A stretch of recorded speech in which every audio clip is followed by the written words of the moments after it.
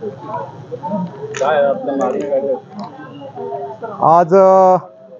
देशभरात CI2चे उपाध्यक्ष, राष्ट्रीय उपाध्यक्ष डॉक्टर DL कराड, कॉम्रेड तपन सेन यांच्या नेतृत्वाखाली आणि कामगार संयुक्त कृती समितीच्या नेतृत्वाखाली देशभरात 25 कोटी कामगार कर्मचारी, सरकारी, निमसरकारी, बँक, पोस्ट, रेल्वे कर्मचारी, इंडस्ट्रियल वर्कर, आशा वर्कर हे सगळे आज सहभागी आहेत। एकूण 25 कोटी कामगार कर्मचारी संपात सहभागी आहेत। या संपाच्या मागणीनुसार आम्ही ह्या मागण्या घेऊन उतरलेलो आहे की पूर्वीचे जे कामगार कायदे त्याची कडेकोट अंमलबजावणी झाली पाहिजे।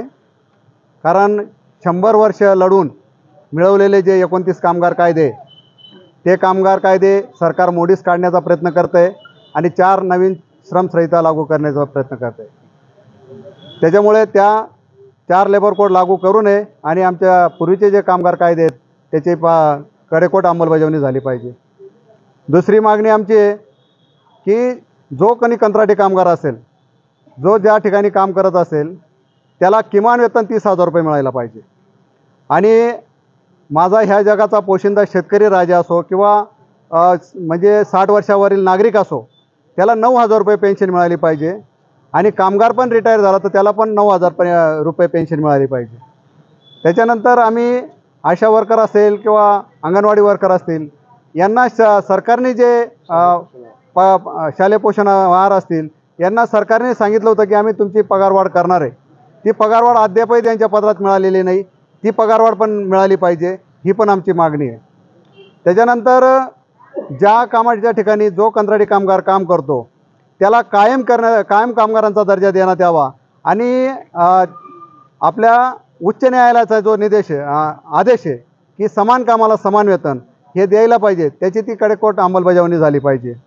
अशा विविध मागण्या आम्ही घेऊन या संपात उतरलेलो आहे। कामाचे तास 8च तास असले पाहिजे, हे सरकार 10 तास आणि त्यापेक्षाही जास्त वाढवण्याचा विचार करतायत। त्याच्यानंतर जनसुरक्षा कायदा हे गोंडस नाव सरकारने आता आणलेलं आहे। हे ब्रिटिशांनी हा कायदा आणलेला होता, त्याला पब्लिक सेफ्टी बिल ह्या नावाने अंमलात आणला होता आणि त्याचाच विरोध करण्यासाठी शहीद भगतसिंग, राजगुरू यांनी जो असेंब्लीत बॉम्बस्फोट केला होता आणि ह्या बैऱ्या सरकारला की त्या ब्रिटिश सरकारचे कांठळ्या उघडण्यासाठी तो बॉम्बस्फोट केला होता आणि तेव्हा तो कायदा रद्द झाला। परंतु आत्ताचे सरकार परत त्याला गोंडस नाव देऊन त्याला जनसुरक्षा कायदा नावाचं एक गोंडस नाव देऊन ते लागू करण्यात पाहत आहेत। तर आमचा तो कडाडून विरोध आहे की तो जे जनसुरक्षा कायदा आहे हा अंमलात येऊ नये। आज या मागण्यांचं निवेदन आम्ही जिल्हाधिकारी साहेबांना दिलेलं आहे आणि जिल्हाधिकारी साहेबांना हे पण सांगितलं आहे की इथल्या पण काही स्थानिक मागण्या आहेत त्याच्यावर पण फोकस केला पाहिजे। इथे ह्या मालेगाव शहराची घाण काढण्याचं काम जे आमचे घंटागाडी कामगार असतील, सफाई कामगार असतील, या इतर काही कामगार असतील, पाणी पुरवठा विभागात काम करणारे कामगार असतील, यांना किमान वेतन द्या आणि यांचा आरोग्याचा प्रश्न गंभीर बनलेला आहे, त्या आरोग्याच्या प्रश्नावर लक्ष द्या। SIC कार्ड लागू करा, त्यांना सुट्ट्या द्या, त्यांना ज्या सुरक्षा किट आहेत ते दिले पाहिजे, याची पण एक मागणी आम्ही इथे दिलेली आहे।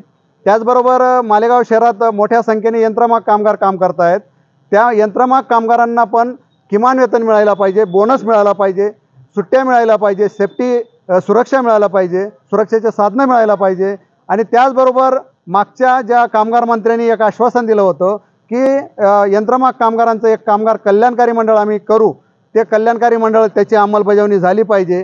त्याचनंतर आमच्या इथे मोठे शेतकरी बांधव इथं आलेले आहेत, हे प्लॉटधारक म्हणून कसतात त्याच्या नावावर जमीन झाली पाहिजे। आम्ही जिल्हा अधिकारी साहेबांना सांगितलं की तो त्या ठिकाणावर जो